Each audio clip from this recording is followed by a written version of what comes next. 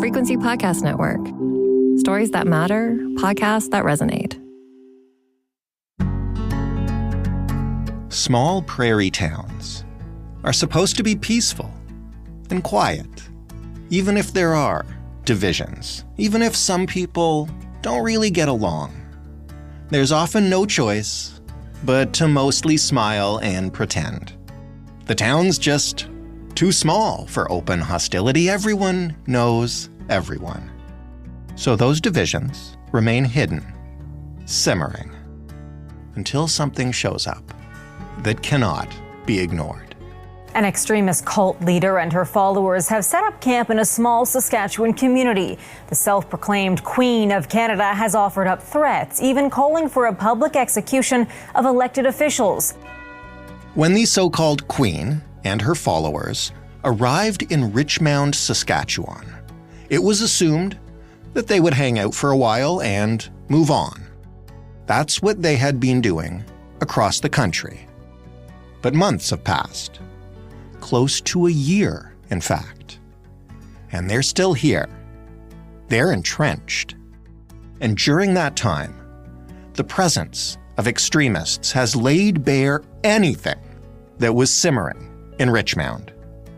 In a town where everyone knows everyone, what happens when a cult moves in next door and everyone has to pick a side?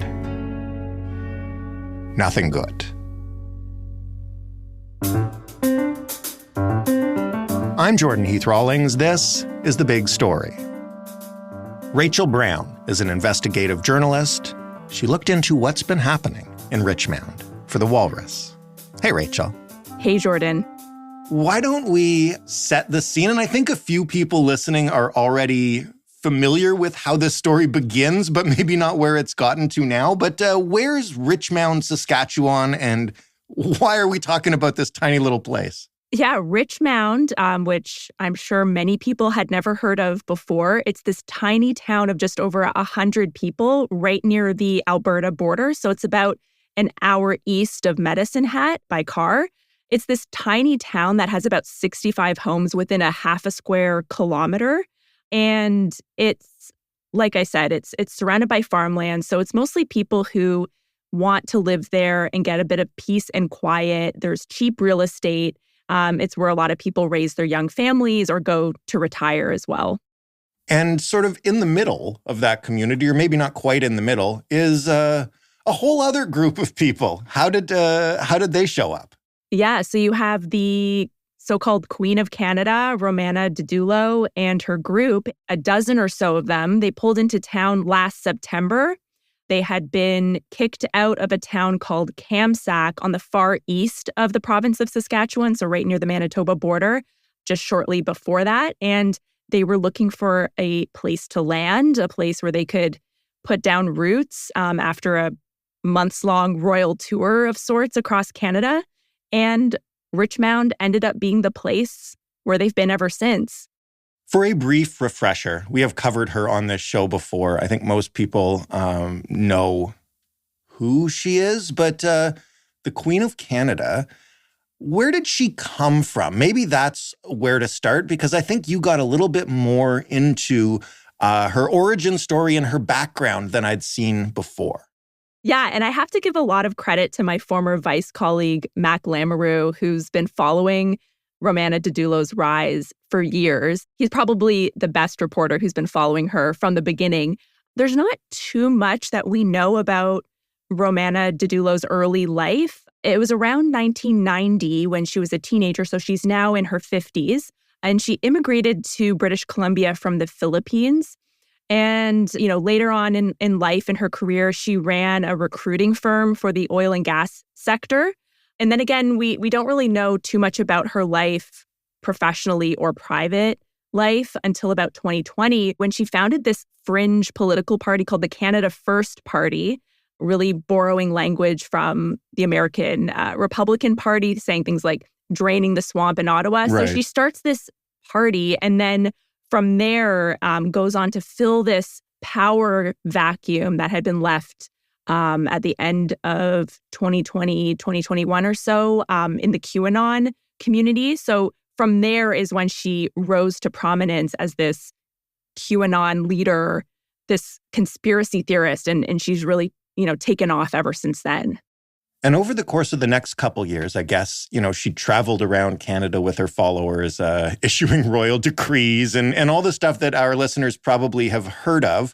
Before eventually settling in Richmound, as you described, what was the town's initial reaction to this person and her followers just kind of appearing there, of all places?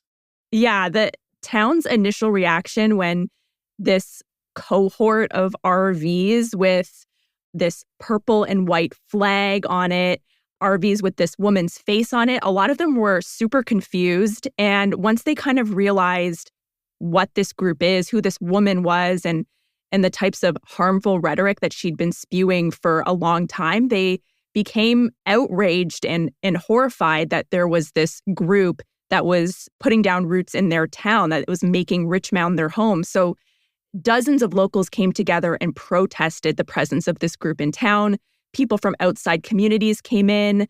The RCMP even sent a temporary detachment in case things really went south. So they were honking their horns, circling around the abandoned school property where they'd moved into, held up signs that said things like royal decrees are lying disease and your kingdom doesn't belong in our countryside. So they were really riled up and angry. And that anger has been sustained ever since they arrived.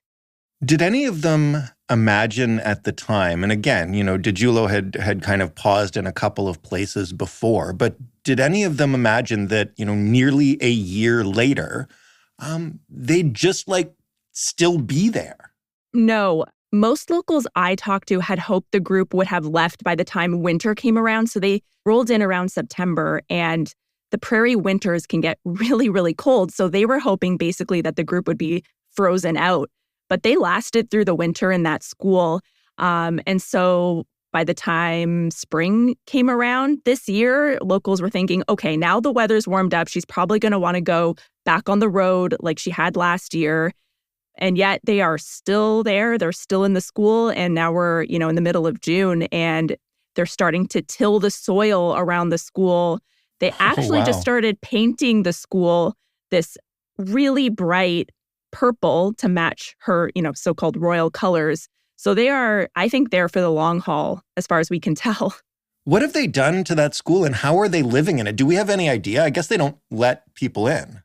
No, they don't let outsiders in except for the inner circle and a couple of locals, like the man who owns the school and another woman as well, who are basically more or less supportive of the group, have actually been made ministers in Didulo's fantasy cabinet. The glimpses that outsiders get into the school come from the live streams that the group does every night from inside the school. So we really just don't have much of a sense of how they're living, what the conditions are like inside. I know there's some concerns that there's some bylaw infractions, that there was a few months ago issues around a heater being near a propane tank, which is a fire hazard. But from the outside, a lot of locals who drive past the school every day, it's right in the middle of town.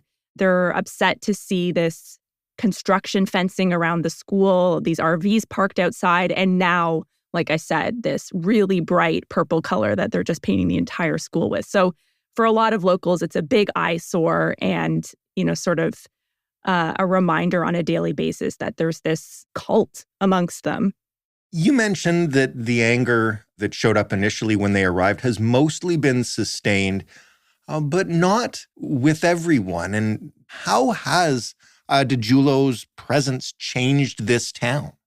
Her presence in town and the group's presence in town has really emphasized and underscored pre-existing tensions and flare-ups that existed well before she got there. I think what I tried to explore is how conspiracy theories and groups like this thrive in environments where there's already polarization and conflict. So I go into how there's this woman in town who's lived there for a couple of years prior to when Didulo arrived, Melinda Fisher, who had, taken it upon herself to try to expose and bring down the local government, the mayor and town council.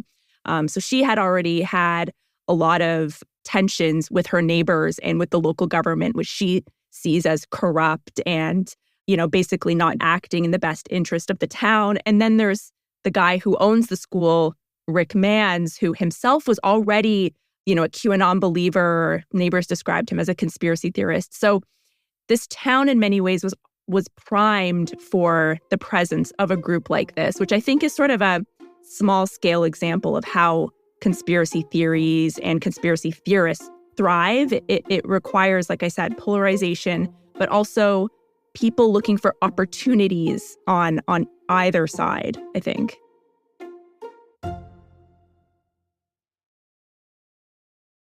And in a community this small, I guess it doesn't take all that much to shift the balance of power, right? How are Fisher and others trying to, I don't know if incorporate's the right word, because clearly this group does not want to be incorporated into the town, but trying to use them to their advantage? Yeah, I was really struck at how this is all playing out. So when you think about it, this town of 120 people, when you have an influx of Didulo and her 12 followers, that's around, it represents around 10% of the population. So for people like Melinda Fisher, who have a bone to pick with the town council, there's an election coming up in a few months. She told me she saw this sudden arrival of this group of people as a potential opportunity for her to help sway the next election, to have a voting bloc come into town that she could, whether or not this ends up actually being the case, she could use to basically bring down the local government. How is the town now reacting to this? I don't know whether I should call it a coup attempt or what, because I haven't actually done anything yet, but she's trying to get them votes. How is she doing that, and what's the town doing to stop it? So earlier this year, Melinda put Didulo and 11 or 12 of her followers on one of the titles to a piece of land that she has in Richmound. So for her, she says, I'm putting these people on the land title. It's going to give them a vote in town. It's going to cement their place in Richmound. And not only is that going to be great because it's going to make my neighbors, who I'm already mad at for a number of different reasons, it's going to further annoy them. And then also it could potentially give these people the ability to vote in the municipal election. So that's how that's playing out. And a lot of the other locals who are very disturbed and enraged at the presence of the cult in town, they were just horrified at yet another example of how this group is entrenching themselves into Richmond, showing no sign that they're leaving anytime soon. So they were angry, but they're also frustrated because unless the group is out there breaking the law, committing crimes, there's really not much they can do because they're on private property. They're on this land that is owned by a man in town. And so it's sort of like a sit around and wait for the worst case scenario for something to actually be done. So it's very frustrating. You mentioned the worst case scenario, and I'm not asking you or anyone else to speculate, but what are they doing there? Are they doing anything in town? I guess, and I asked this question the first time we talked to somebody when they had just gotten there, and the feeling was like, well, they'd camp there for a while and take off. But are they turning this into a compound? What is their ultimate plan? It's a good question. I think it's clear that this school has become their compound. It's more or less become their headquarters. They're very insular, though, so they're not out there. When I was in Richmond, I didn't see anyone off the property. I saw a couple of quote-unquote security guards encircling the school from behind the fence, but they're not out there interacting with locals. They're not going to community events. They're barely, some people may go out and pick up things from the store now and again, but they're not out there, directly interacting with the local population. What they are doing is spewing a lot of violent rhetoric, a lot of problematic rhetoric. We see the impact of this group's ideology across the country. Far outside of Richmond, people are losing their homes, their cars. They're not paying their hydro bills because the Queen apparently by decree says they don't have to. But in all honesty, in terms of a day-to-day impact that this group is having on town, there aren't these daily flare-ups or altercations between them. I mean, Rick Mans, the guy who owns the school, was charged with assault last fall after an altercation with a neighbor who had approached the school property.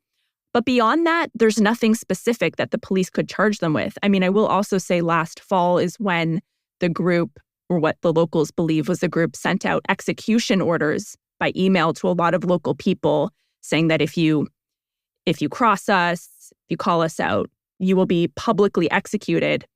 But that's another example of the frustration because those messages couldn't be pinned by police to a specific person. Everyone in town knows they came from Didulo or her followers, but they couldn't prove it. Are the town's councillors or mayor or anything working on a potential solution? Is it just, I mean, execution orders aside, like live and let live at this point if they're not breaking the law? So recently, a group of Richmound locals set up a GoFundMe to raise funds to support the town's legal fees that they're trying to use to beef up the municipal bylaws to help expedite the removal of this group. So that's the efforts that they're undertaking now. But again, it's this situation where everyone in town is basically stuck in limbo because unless there's a blatant crime that they can pin on Didulo or her group, again, there's just not much they can do if they're operating on private property and not actually harming anyone or committing crimes at the moment. So perhaps down the road, if the town beefs up or changes its bylaws, they'll be able to do something if they can point out that the group is doing something that's in violation of whatever those end up being. But the town is certainly monitoring this all the time. They all drive by the school every day. So they're just waiting for something to happen, something that they can jump on to help oust this group from town. When you speak to people who live there, what do they think about what's happened to their community? And, you know, I guess what I'm grappling with is like, if they're not actually doing anything other than like painting a school purple and tilling the fields, what has really changed in the town then, practically speaking? I would say I spoke to a lot of people who said that tension in town is just at an all-time high. People who were friends or at least acquaintances are no longer speaking. In some cases, some have become enemies. There's sort of this accusatory tone that some people take with each other. Like, if you're not with us, then you're with them. And then the people on the other side will say, well, just because I'm not out there protesting and trying to oust them through bylaw infractions, that kind of thing, it doesn't mean I support them. So there's this division in town that has, I think, worsened with the presence of this group. And it's sad to see because it really was this, in a lot of ways, a peaceful place where people could coexist. And sure, it wasn't perfect, but the presence of this group has brought out a lot of people's darker sides, a lot of people's nastier sides. There's infighting, especially on social media, that kind of thing. So it really has, in a lot of ways, poisoned the town. And it's really raw for a lot of people in Richmound. I spoke to at least 5 people who broke down in tears when they described what it was like having to drive past this school every day and have their town become known for something that they see as awful and as for a group that's perpetuating harms across the country. So it really is raw for a lot of people, you know, even though, again, we're not seeing people out on the streets having these altercations with members of the cult, but it is still a really sad thing for the town to have to see on a daily basis. And I guess when you're in a town with like less than a couple hundred people, the you're with us or you're with them really takes on a whole new form, right? Because everybody knows everyone and there's nowhere to just not stick your neck out if you want to be neutral. Absolutely. It sort of loses that ability for nuance and empathy and understanding for where people are coming from. So, you know, I know there are efforts. The mayor himself has tried to host kind of closed-door meetings, bringing in a mediator, trying to help people mend divisions that even pre-existed the presence of the cult. So he's really trying to heal the divisions in town. You know, there's some people that are more willing to engage in that than others. But yeah, it's exposed a lot of these raw emotions in town. And I think, again, Richmound represents on a small scale what we see on a broader level when it comes to the impacts of polarization and the impacts of this us versus them mentality. Rachel, thank you so much for this. A fascinating look at what extremism does in a community, whether it's large or tiny. Thanks, Jordan. Rachel Browne, writing in The Walrus. That was The Big Story. For more from us, you can head to thebigstorypodcast.ca. You can type Rachel's name in the search bar and find a whole bunch of fascinating conversations about her stories. You can send us feedback about this episode or absolutely any other episode by emailing hello@thebigstorypodcast.ca or by calling 416-935-5935.